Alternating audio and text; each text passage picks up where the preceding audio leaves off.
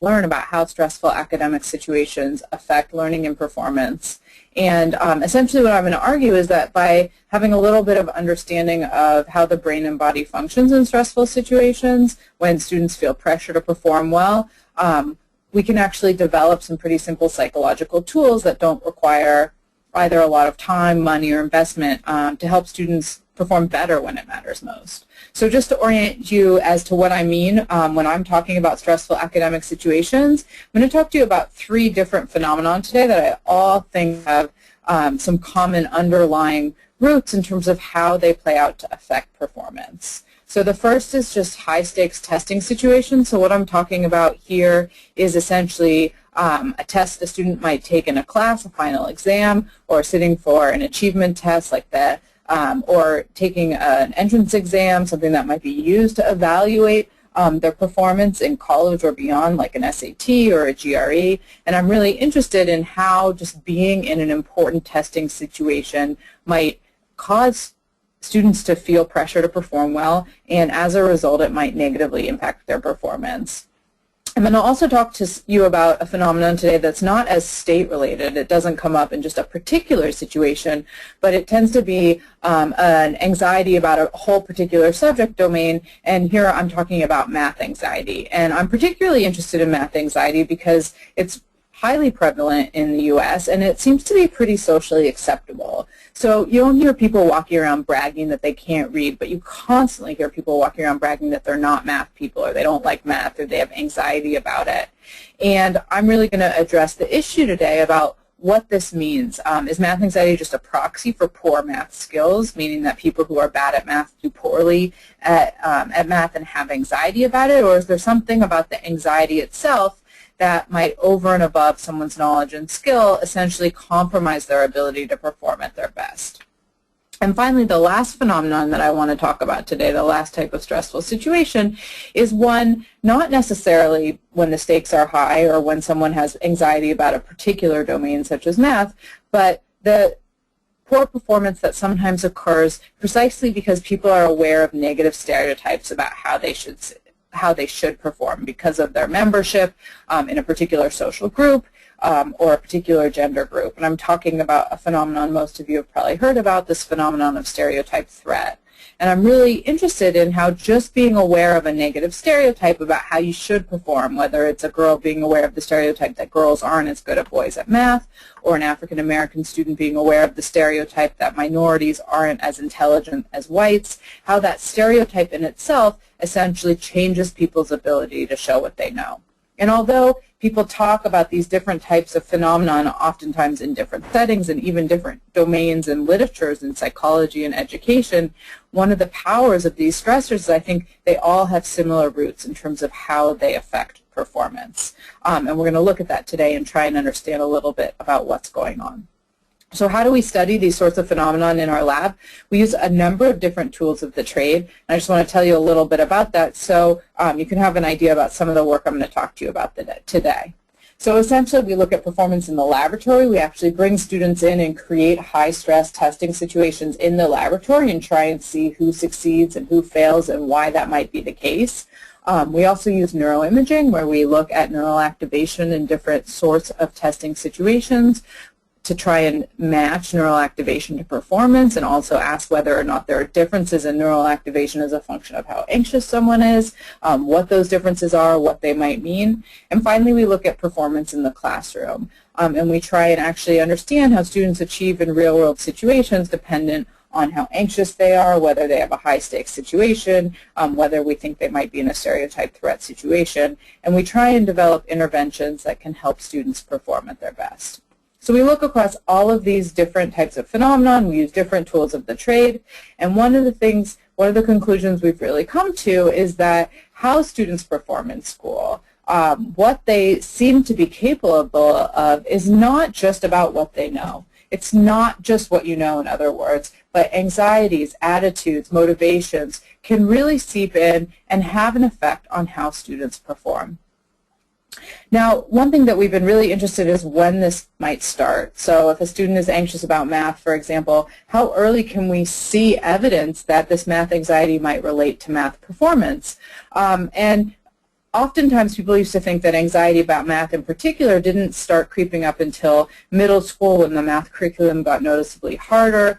But we've recently shown that kids as young as first and second grade some of them have anxiety about their math performance, and this is actually linked to how they achieve. So in a study that one of my graduate students and I recently did, we actually went into first and second grade classrooms and tried to assess how anxious they were about doing math and also assess their math performance. And we were just really asking, to begin with, do we see evidence of math anxiety at this young age, and what does that mean in terms of a kid's math achievement? Because showing that this anxiety might happen early on would give us some idea about where we need to start thinking about educational interventions to ensure that kids have both the knowledge but also the attitudes and a lack of anxiety to allow them to succeed. So we went into first and second grade classrooms, and we actually developed a questionnaire that asked students to rate their anxiety about different types of subjects. We did one for math, which I'm showing you here, and we also had one for reading.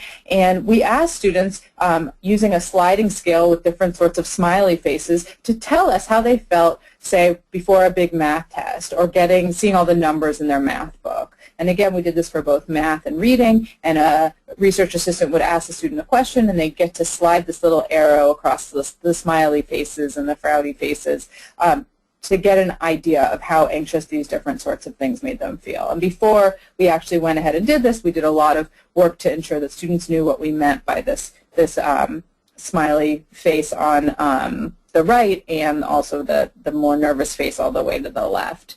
And one of the first things we did is then just ask, is there a distribution of, what does this distribution look like? Do some kids profess to be really anxious about math, and do some kids not? And sure enough, we found a pretty normal distribution, which I'm going to show you on the next slide here. You can see the number of kids is on the vertical axis, so up higher is more kids. And not all kids are anxious about doing math, but sure enough, there are a group of kids over on the really anxious side who tend to be pretty anxious about doing math and math-type tasks. But this was just the first step, showing some evidence that these individuals are anxious at such a young age is interesting, but we really were interested also about how it related to their math achievement.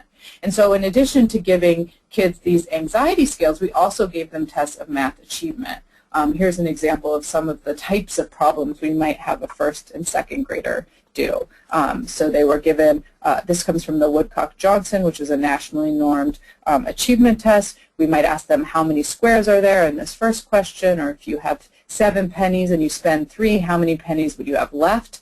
So we had them do a number of math questions, and then the question was, how did this math anxiety relate to the math achievement? And we showed that the more anxious kids were, the lower their math achievement. Interestingly, this relationship wasn't there for reading, so it wasn't, we really do think we were capturing something that's math specific, and it starts to set the stage for this idea that math anxiety and math achievement are going, and lower math achievement are going hand in hand even at an early age. So what are the origins of this math anxiety in first and second grade kids? Where do they get this idea that they might be that there's anxiety to be had about their math achievement? We've been really interested in this question as well, and we've capitalized on some work done previously that's asked questions about the anxiety levels among different types of college majors. Some work done in the 90s, and there's been some replications of it since, essentially surveyed people about how anxious they get when they do particular tasks. So just to give you an example, people might get a questionnaire like this. These are adults. How anxious would the following make you feel? Reading a cash register receipt, after you buy something, studying for a math test, receiving a math textbook. And they looked at these reports of anxiety as a function of college major. And what researchers have found is that the college major with the highest level of math anxiety, I always ask people, if this is an interactive audience, what they think it is, but what they found is that the college major with the highest level of math anxiety are people majoring in early education. So here's a graph of one of the studies that was done. This is a meta-analysis done in the 90s. Math anxiety, the particular scale is not important here, but up higher is more anxiety. And what you can see across a number of different college majors is that those individuals who on average tend to be the most anxious about their math ability are people majoring in elementary education. So these are the people going in to teach the first and second graders that we've been really interested in about math, and they tend to have pretty high levels of math anxiety. So in another study, we wondered whether or not teachers' math anxiety might influence kids' math achievement and also their attitudes about doing math. And so another interesting thing to note about elementary education majors, and especially elementary education teachers or in teachers at the early grades, at least in the U.S., is that they're about 95% female. So we have women who are anxious about their math ability in these classrooms. So we've been particularly interested in whether or not this modeling of females who are anxious about their math anxiety might have a particular effect, especially on the girls in these younger classrooms. So we went in to several dozen elementary school classrooms across the greater Chicago area, and at both the beginning and the end of the year, we assessed students' math achievement, and we also assessed teachers' math anxiety. And we were particularly interested in was whether the teachers' math anxiety might relate to what kids learn in terms of math across the school year. And furthermore, given that all of the teachers that we had in our sample, and almost all of the teachers in the U.S. who are in first and second grade classrooms are women, we were particularly interested in whether or not teachers' math anxiety might have more of an effect on the achievement of girls relative to boys, with the idea being that even at this young age, kids tend to model and pick up on information from same-sex adults. And so we did actually find a relationship between teachers' math anxiety and girls' math achievement. The higher a teacher was in math anxiety, the more likely her girls were to be performing at a lower level across the school year. So this is end of the year math achievement, taking into account where the girls started. And interestingly, we didn't find the same relationship for the boys. We only saw it in terms of the girls in this teacher's classroom. So we started to think, well, what might be going on here? Why might girls be picking up on the anxiety of their teachers and impacting their achievement in a way that it wasn't having this effect for the boys? So in addition to asking questions about math achievement, we also asked questions about girls' and boys' ideas about who is good at math, and specifically which genders are good at math. And our idea was that perhaps the teachers, these female teachers with the highest level of math anxiety, were having a negative impact on their girls' math achievement by essentially endorsing stereotypes that girls aren't as good as boys at math. And it's hard to ask the first or second grader about this, so to get at it, what we did is we told the kids a story at both the beginning of the year and the end of the year about a kid who was good at math and a kid who was good at reading. And what we did is we asked them to draw those kids. And what we were looking for is whether or not students were more likely to draw pictures of girls being good at reading and boys being good at math at the end of the school year, and whether or not that might be related both to their math achievement and to whether or not their teacher was highly anxious about math. And we were particularly interested in this in the girls, where we'd already found this relationship such that the higher the teacher's math anxiety, the worse the girls in her class were achieving. And what we actually, and just to give you an example here, here's data from a student here that's confirming these academic stereotypes. We told them a story about a kid who was good at reading and a kid who was good at math, and you can see here that this little girl is drawing a girl as being the kid who's good at reading and a boy as being the kid who's good at math. And if it wasn't totally obvious from their drawings, the researchers had a funneled debriefing procedure where they'd get at whether the kids thought that people in the pictures were boys or girls. So essentially here we have this relationship: the higher a teacher's math anxiety, the worse her girls' math achievement at the end of the school year. And we show actually that this is accounted for by changing girls' gender ability beliefs across the school year. So just to depict this graphically, we actually were able to code how much kids confirmed these stereotypes by drawing girls as being good at reading and boys at being good at math. And for the girls in high math anxious teachers' classrooms, the higher the teachers were in math anxiety, the more likely by the end of the year these girls were to be drawing pictures that confirmed these gender stereotypes, and when they drew these pictures, the worse they did. Now, it's not necessarily that all girls are performing poorly as a function of being in a high math anxious teacher classroom, but we can split this up another way by looking at girls who confirm the stereotype versus girls who didn't, and also look at this for boys, and that's what I'm going to show you in the next slide here. And what you can see is that when girls confirm the stereotype, when they draw girls being good at reading and a boy as being good at math, by the end of the school year they're performing worse than girls that don't and worse than boys overall.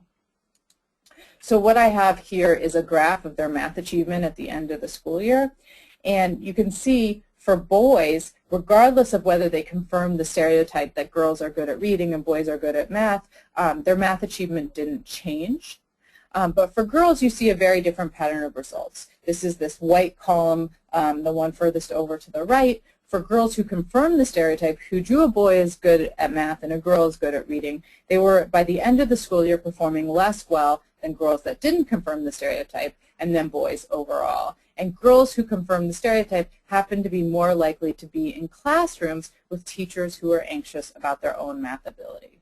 So now I've given you some evidence that kids as young as 1st and 2nd grade have to show evidence of math anxiety. It's linked to their math achievement. And one source of where we think some of this anxiety and some of the idea about stereotypes about who's good at math and who's not might come in is through teachers and their own anxiety about their own math ability. Of course, I want to say it's not just teachers influencing students and especially girls in terms of their attitudes, anxiety about math. We see it all around us, and it's not just early on. So here's an example of a t-shirt that was pulled off the shelf at JCPenney's a couple years ago. I'm too pretty to do math. This was marketed, I think, at middle school girls. So we see examples of this information being portrayed to girls, to females in society, not just in the classroom. And we have some new data that's hot off the presses showing that it's not only the teacher's anxiety that can have an impact on how girls achieve in terms of their math performance, but also their parents and especially their mom's anxiety about her own math achievement. If you have both a teacher and a mom who's anxious about her own math achievement, that's not so great for a young girl starting formal schooling. So I've given you some evidence so far that we get these relationships between anxiety and ability, especially with respect to math. But one question you might be asking yourself, or one thing you might be noticing here, is I haven't yet talked about causality, right? It could be that having a lot of math anxiety changes some way in which you compute problems, and that has an impact on your ability to perform. But it could also be the case that having poor math ability leads to a lot of anxiety. So one question that we've been really grappling is, what is this relationship between, say, math anxiety and ability? And one way that we've tried to do this, it's hard sometimes in behavioral tests to do this, one way we've tried to get at this is turning to alternative methods to infer cognitive processes, and we've been using functional MRI to ask questions about neural activation just in anticipation of, say, taking a math test. So one of the nice things about neuroimaging is that you can tease apart brain activation when you just tell someone they're going to take a math test from activation when they're actually taking the test. And then if you show, for example, that high math anxious individuals tend to show different patterns of activation even before they take the test, and that has downstream consequences for their ability to perform well on the test, that might be some indication that it's not just about their ability to compute something in their head in the moment, but their anxiety as a precursor might change essentially the cognitive processes they bring to the table. It's not a foolproof inference here, but it's one piece of evidence that anxiety in itself may be a problem that's essentially affecting performance over and above, say, someone's ability. And so we've done this with adults where we've brought them into our lab. We haven't told them ahead of time that the study is about math, and we've selected people to have a variety of levels of math anxiety using just those self-report questionnaires. How anxious do you get when you get a math textbook, or you have to calculate a bill or a dinner receipt? and we essentially put them in the scanner, and we ask them we tell them they're about to perform some math, and we also have a difficulty-matched reading task. And what we've been particularly interested in is not neural activation when they perform the task, but essentially neural activation in anticipation of doing the task. And what I want to show you here is just one slide depicting some of that brain activity, and this essentially is showing what activity looks like in anticipation of doing a complex math problem. We just tell them they're about to do a math task versus in anticipation of doing a complex reading problem.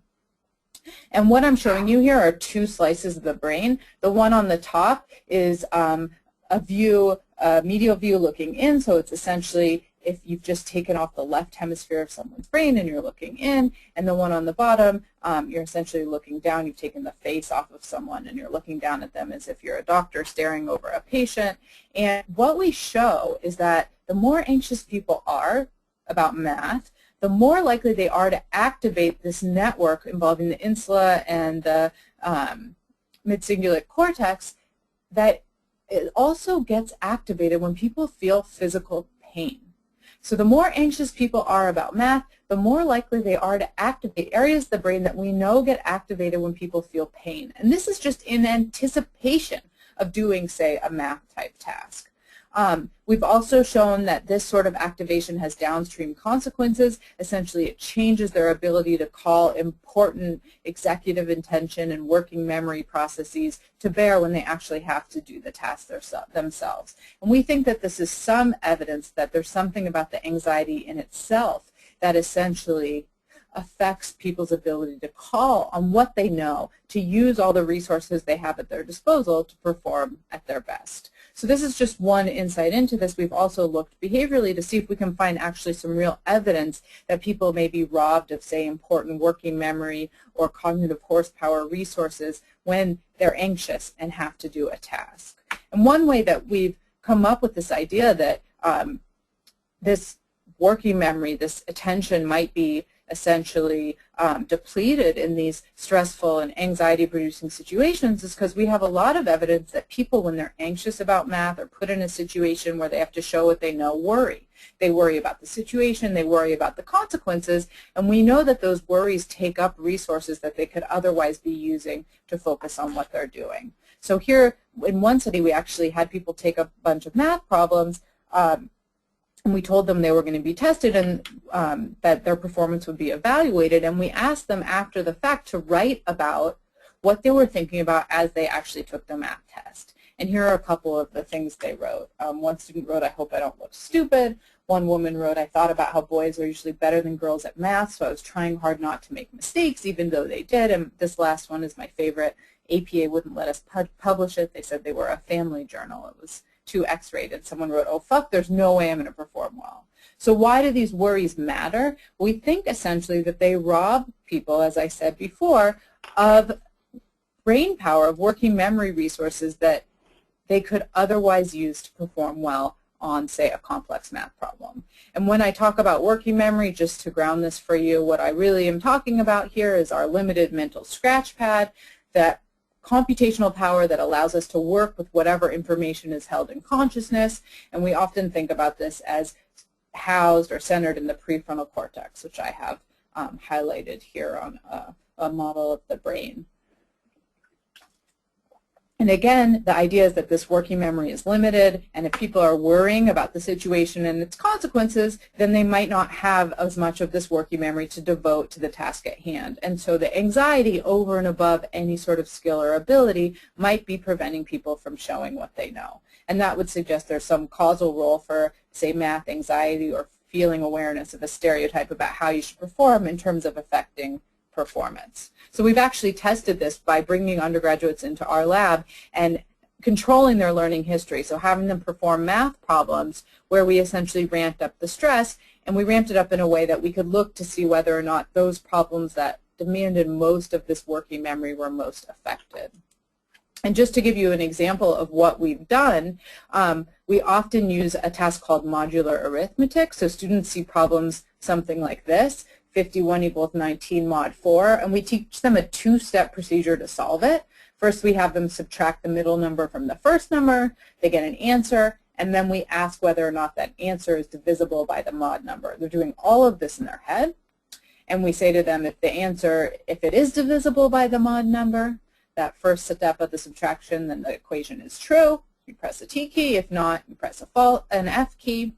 And we like this task because it involves standard subtraction and division, but students generally haven't seen it before. And so we can do lots of neat things, like bring people in who are all at the same ability and put some of them in stressful situations and some of them not, and see how it affects their performance.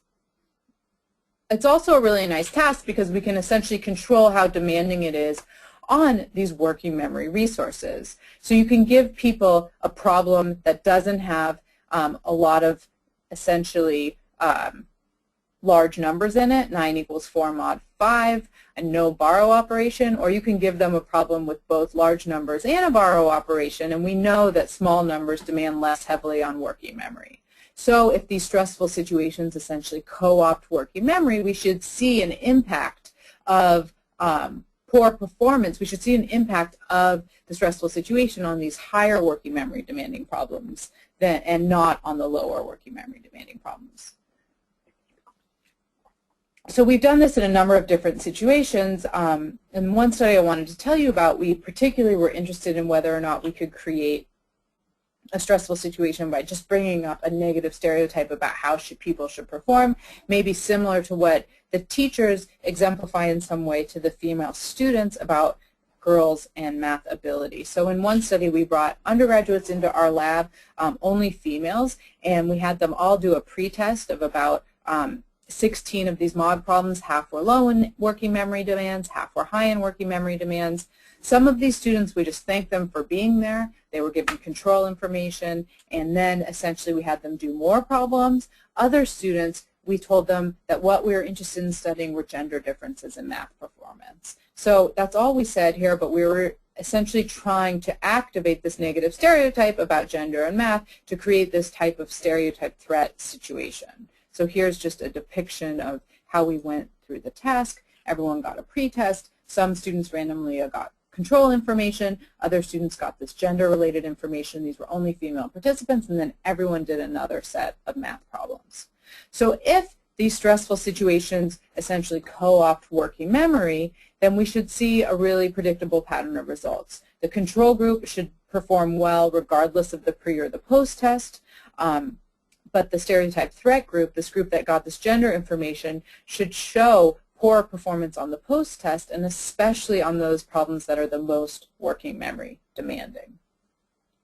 And we look at both accuracy and reaction time in these sorts of tasks. I'm going to show you the accuracy data because that's where we see a lot of our action, and that's exactly, this pattern of results is exactly what we found.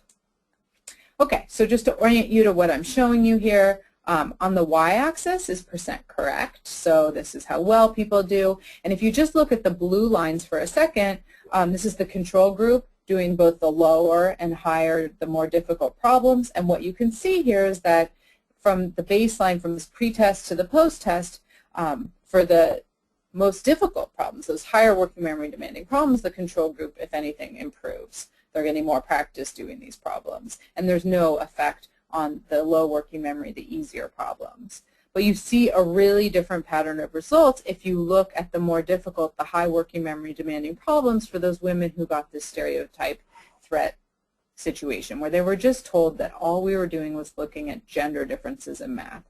Now you see a drop in performance, specifically on the most working memory demanding problems from the baseline to the post-test, just as a function of getting this information. And we know that everyone came in performing at the same level. You can see that in terms of the baseline condition.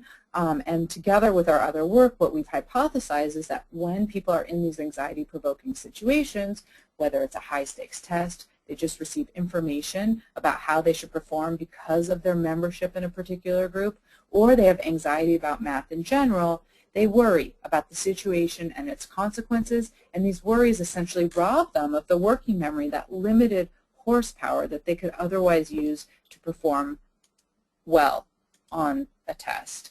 And essentially what this does is lead to poorer performance on those problems that demand most heavily on these working memory resources. So essentially what I'm arguing here is that stereotypes and expectations, our mindset really matters, and how essentially we think about our performance, whether we're anxious about it, whether we're aware of this negative information, can essentially change how we perform on a test. So what do we do essentially about knowing this information, knowing that we can be robbed of some of this important working memory resources? What sorts of things can we do to actually help people perform better? We've been looking for a long time for simple psychological tools that people might capitalize on to perform well in these sorts of situations, based on this idea that students tend to ruminate or worry when they're in a high-stakes test, especially if they're anxious about the situation. And in looking for some of these tools, we spent a lot of time reading the clinical psychology literature and looking at phenomenon where people who had been diagnosed with clinical depression tended to show evidence of rumination, but if they kept a journal, if they spent time journaling, it tended to alleviate some of the rumination they had. It even had positive health benefits, both physical and psychological. We wondered whether or not a short bout of this, what's often talked about as expressive writing, might help affect some of the rumination that students tend to experience when they're taking a high-stakes test, when they're under stereotype threat, when they have math anxiety. So we actually went about trying to test this.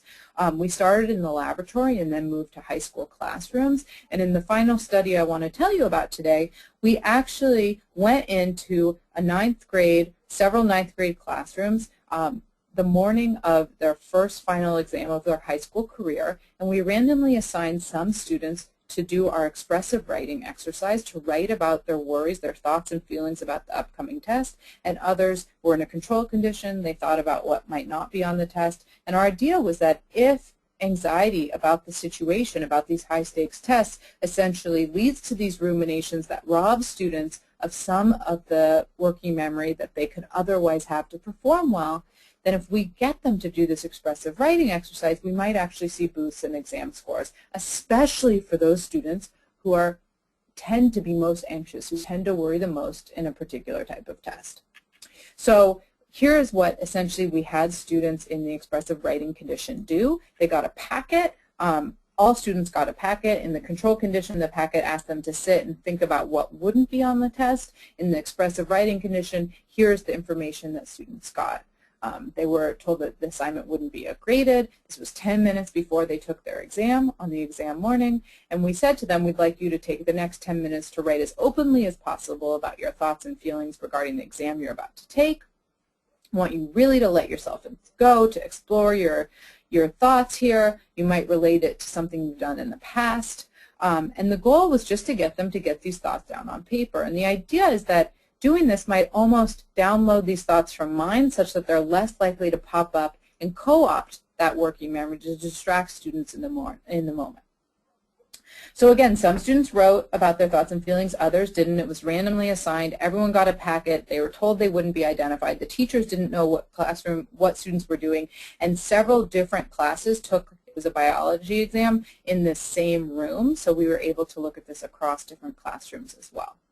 After they did their assignment, we collected them. We then asked the teachers for the students' grades for the fall, winter, and spring quarters, and we looked at their grades across the school year and then their final exam grade as a function of whether they did this writing exercise or not. Finally, about 6 weeks before they actually took their final exam, we went into each student's homeroom classroom and we gave them a measure of test anxiety, how much they tend to worry in testing situations in general. And our hypothesis is that this writing assignment would have the most effect for students who tended to be most anxious about taking tests. They might ruminate the most. Doing this writing assignment might help them download their worries such that they were less likely to pop up in mind. And I just want to show you the results of this study. And we're pretty excited about these initial results. So what I'm showing you here are students who'd been split as a function of whether they had higher or lower test anxiety. And on the y-axis, you have their accuracy on the final exam and their grades on their final exams for the fall, winter, and spring quarter. And what you can see is that for the lower test anxiety group, this group over on the right, there was no impact of our writing intervention. But for the higher test anxiety group on that final exam, we were able to raise scores essentially from a B- to a B+ just by having them do this writing intervention. Another way to look at this is to ask whether or not the writing intervention served to lessen the relationship that's often there between anxiety and performance. And so we plotted students' test anxiety and their final exam performance. We can also do this accounting for their grades throughout the school year, and we showed that in the higher test anxiety group, there was not the relation between test anxiety and performance that we generally see when this sorts of interventions are not performed. So here's our expressive writing group, and here's our control condition. And so what we're showing here in the control subjects is that the higher people's test anxiety, the worse they do on the final exam. This is the graph to the left. But for our expressive writing group, for those students who spent the 10 minutes writing, we don't show this relationship. In essence, what our writing intervention was able to do was to get rid of the negative relationship that's normally there between anxiety and exam performance. We've shown this also works in terms of not just general test anxiety. People with math anxiety doing this writing intervention leads to less of a poor performance in terms of math tests, and we're exploring how it works in other sorts of situations like stereotype threat as well. So I know I gave you a lot to think about in this short amount of time, but I want to tell you, and I hope you'll take this take home, that success is more than what you know. Our attitudes, our motivations, and our anxieties are critical, and I hope I've convinced you a little bit that if we have a little bit of insight into the science behind human performance, into what happens in these stressful situations across different types of phenomenon, from a high-stakes test to math anxiety to stereotype threat, we can actually come up with some pretty simple techniques that allow students to put their best foot forward when it matters most. And again, for example, our writing intervention was only one exam, only one test, but you could imagine a snowball effect. If students do a little better under stress, they have more confidence the next time, they worry less the next time, and so on. And so we're really excited in terms of advancing these sorts of investigations to determine all sorts of ways we can help students put their best foot forward in the classroom. So I'll end there, take any questions, and if you want to learn more about some of the work that we're doing, I invite you to take a look at a book I've written about performance and stress called Choke. So thanks very much. Okay, so I guess we'll start our question and answer session now. If you'd like to chat with us and ask us a question, you can press the hand icon and I'll let you know when you're unmuted, or if you prefer to stay muted, you can just type your questions in the question box.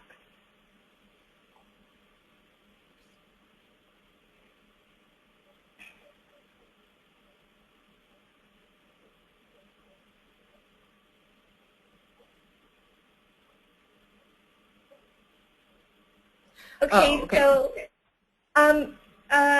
Sian, would you like to just read it aloud? Because I don't think the rest of the audience can see the questions coming in. Right. So the question is, have you studied motivation? So we haven't looked too much at this construct in general, but we have a big study now where we are replicating our teacher effects in the classrooms of young kids, and also getting measures of motivation and interest and engagement and going on in math and science. And there's lots of work that suggests that anxiety is, especially math anxiety, is negatively and pretty strongly correlated with motivation to continue in that sort of subject, because people who are anxious about math tend to stay away from math. You don't like doing things you don't feel good about doing, and so you learn less math when you're in a course, you're less motivated to take further courses, and so we think this anxiety might be a really important avenue into understanding the choices some students make about what sorts of subjects to engage in school.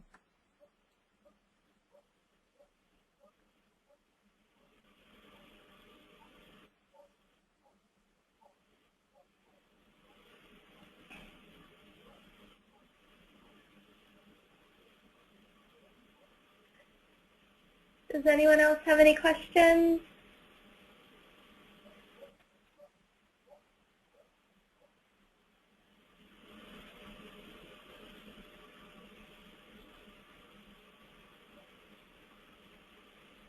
Okay, well, so I just want to let everyone know that I'm going to send out a follow-up email, and in the email there's going to be a link to a short online survey about the session, and we'd be really appreciative if you could just fill it out. That way we can improve our webinars going forward.